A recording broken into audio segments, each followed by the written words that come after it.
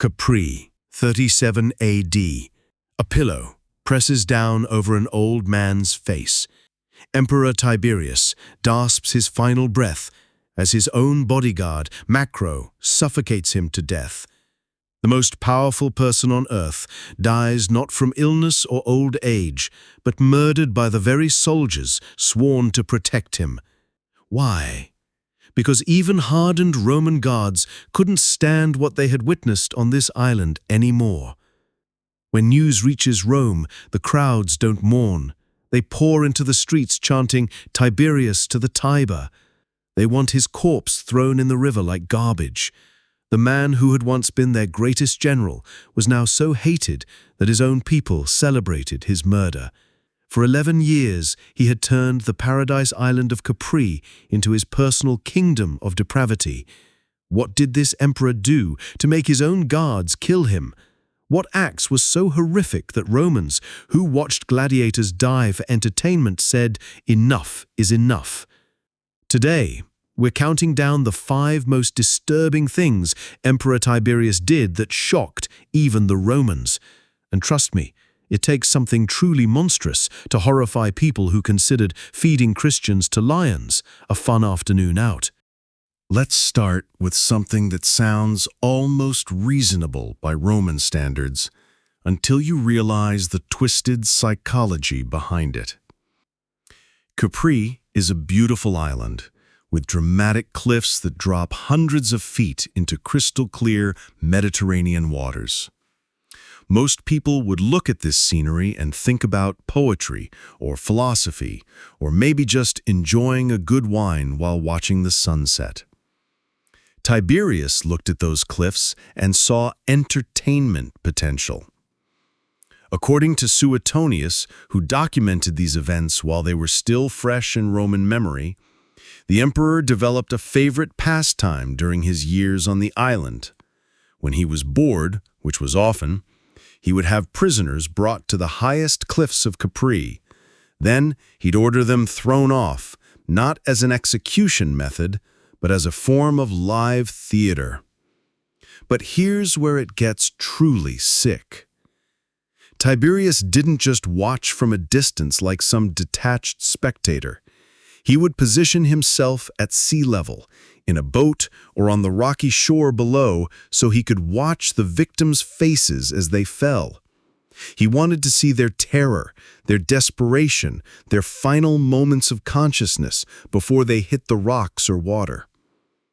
Suetonius describes how the emperor would study each victim's reaction with scientific curiosity. Did they scream? Did they try to grab onto the cliff face? How did their bodies move through the air?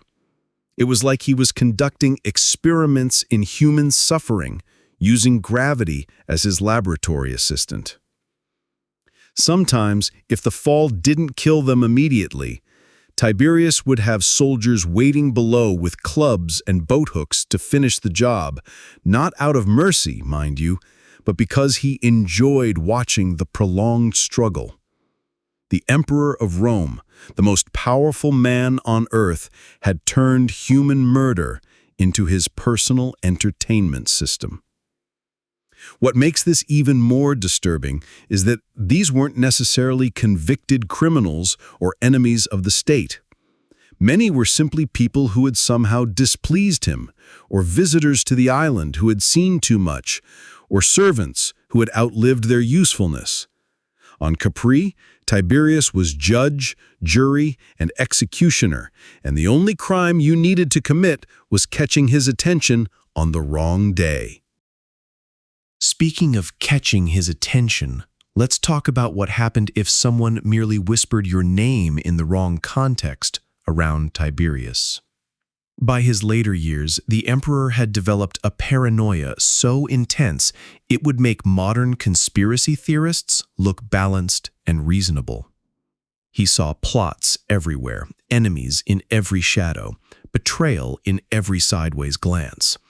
And when you're the Emperor of Rome, with unlimited power and no oversight, paranoia becomes everyone else's nightmare. Tacitus, who had access to official records and eyewitness accounts, describes how Tiberius would have people arrested based on the flimsiest evidence imaginable. A servant overhears a conversation at a dinner party. A businessman makes a joke about imperial policy. A senator asks too many questions about the emperor's whereabouts. Suddenly, the Praetorian Guard is at your door. But arrest was just the beginning of your problems. Tiberius had turned interrogation into an art form, and like all his arts, it was twisted and cruel. Prisoners would be brought to specially constructed rooms beneath his villa, where the emperor could watch their torture while remaining comfortably seated above. The methods were creative and prolonged. Victims would be stretched on racks not until they confessed, but until they invented confessions that entertained Tiberius. They would be forced to accuse friends, family members, even people they had never met, creating elaborate fictional conspiracies that existed only in the emperor's diseased imagination. Some prisoners were kept alive for months, not because their cases were complex, but because Tiberius enjoyed their ongoing suffering. He would visit them regularly, asking the same questions over and over, not because he needed information, but because he liked watching them deteriorate mentally and physically. The truly horrifying part was how arbitrary it all was. Tacitus records cases where people were tortured to death for crimes as trivial as owning a statue that resembled the emperor, or for failing to show sufficient enthusiasm at a public ceremony they hadn't even attended. And if you think being wealthy or well-connected would protect you, think again. Tiberius seemed to take special pleasure in destroying prominent families. He would arrest the head of household on some fabricated charge, then systematically work through the rest of the family, forcing them to watch each other's torture before meeting their own ends. The message was clear. On Capri, there was no law, no justice, no appeals process. There was only Tiberius's mood, and if you were unlucky enough to sour it, your life was over.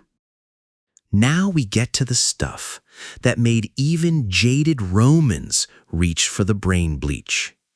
Because what Tiberius created on Capri wasn't just a retreat from imperial duties, it was a carefully constructed factory for sexual exploitation. The island became what Suetonius called a sexual laboratory, where the emperor could indulge every twisted fantasy without the annoying interruptions of Senate meetings or public appearances. And when you're the most powerful person in the world, with unlimited resources and no moral boundaries, your fantasies can become very dark very quickly. Tiberius filled his villa with what he euphemistically called his entertainment staff. These were young people, both male and female, collected from across the empire, not for their administrative skills or artistic talents, but for their physical attributes and psychological vulnerability. Some were slaves purchased at markets. Others were children from poor families who had been recruited with promises of good positions in the imperial household. The reality was far different. These young people became trapped in what was essentially a sexual prison disguised as luxury. The villa was beautiful, the food was excellent, the accommodations were comfortable, but leaving was not an option, and refusing the emperor's advances was not a possibility. Suetonius describes elaborate scenarios that Tiberius would stage, treating human beings like actors in his personal pornographic theater. He would have multiple people perform sexual acts while he watched, sometimes participating, sometimes just observing, with that same detached curiosity he showed when watching people fall from cliffs. But perhaps most disturbing was the systematic way he broke down his victims psychologically. New arrivals would be treated well at first, given gifts and privileges, made to feel special and chosen. Only gradually would they realize the true nature of their situation. By then, they were psychologically dependent on their abuser, isolated from any outside support, and terrified of the consequences of resistance. The emperor also developed what contemporary sources describe as sexual competitions, forcing his victims to compete against each other for his favor, creating jealousy and resentment that prevented them from forming alliances or planning escapes. It was systematic psychological manipulation designed to maintain control through trauma and dependency.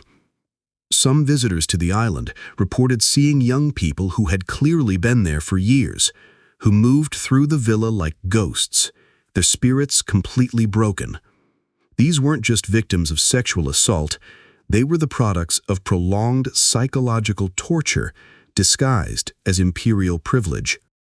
And now we reach the point where even experienced historians struggle to describe what they found in the ancient records.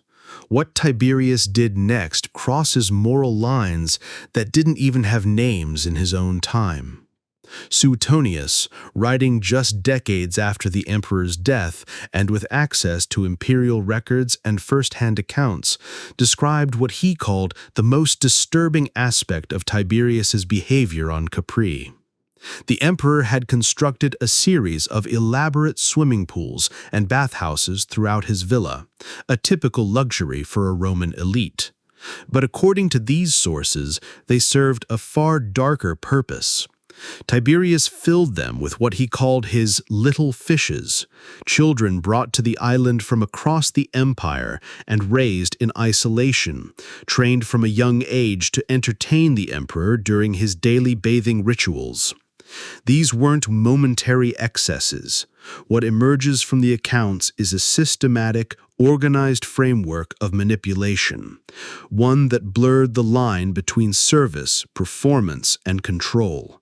The villa functioned less like a palace and more like a psychological machine built to turn the vulnerable into playthings for a man who no longer saw people as human.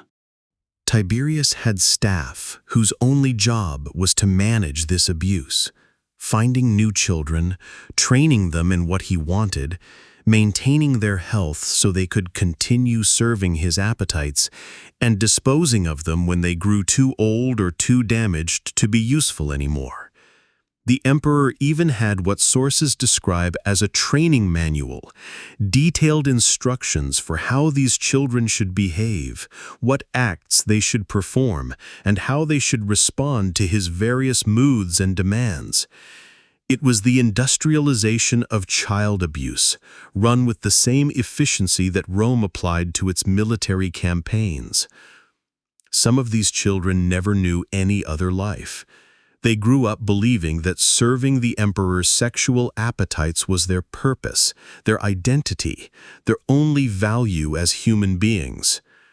When they reached adolescence and were no longer useful to him, many reportedly committed suicide rather than face the world outside the villa because they had no understanding of normal human relationships or their own worth as people. We've reached the bottom of human depravity. The acts that were so shocking they were barely whispered about even in Rome, where people had seen emperors feed Christians to lions and thought it was good family entertainment. What Tiberius did in the final years of his life on Capri crossed every boundary of human behavior that existed in the ancient world. According to multiple sources, including Suetonius and references in Tacitus, the emperor's sexual obsessions had evolved beyond even the exploitation of human victims. He had commissioned a private collection of statues depicting sexual acts so extreme that they would have been banned even in Roman brothels.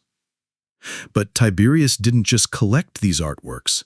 He used them as inspiration and instruction manuals for increasingly bizarre sexual scenarios that he would force his victims to recreate. The emperor had also begun incorporating animals into his sexual activities, creating what Suetonius could only describe as unnatural combinations that defied both Roman sensibilities and basic human decency.